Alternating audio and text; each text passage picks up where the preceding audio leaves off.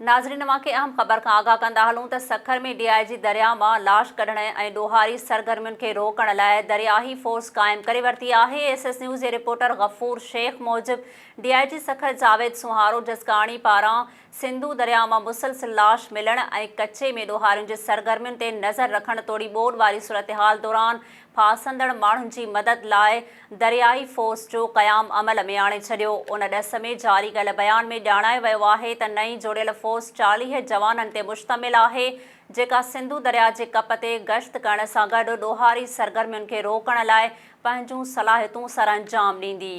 नाज़रीन के हिकु भेरो ॿीहर अहम ख़बर का आगाह कंदा हलूं त सखर में DIG दरिया में लाश कढण ऐं ॾोहारी सरगर्मियुनि खे रोकण लाइ दरियाही फोर्स क़ाइमु करे वरिती आहे। SS न्यूज़ जे रिपोर्टर गफ़ूर शेख मूजिब DIG सखर जावेद सुहारो जसकाणी पारां सिंधु दरिया में मुसलसिल लाश मिलण ऐं कच्चे में ॾोहारियुनि जे सरगर्मियुनि ते नज़र रखण तोड़ी ॿोॾ वारी सूरतहाल दौरान फासंदड़ माण्हुनि जी मदद लाइ दरियाई फोर्स जो क़याम अमल में आणे छॾियो। उन ॾस में जारी कयल बयान में ॼाणायो वियो आहे त नईं जोड़ियल फोर्स 40 जवाननि ते मुश्तमिल आहे, जेका सिंधु दरिया जे कप ते गश्त करण सां गॾु ॾोहारी सरगर्मियुनि खे रोकण लाइ पंहिंजूं सलाहियतूं सरअंजाम ॾींदी।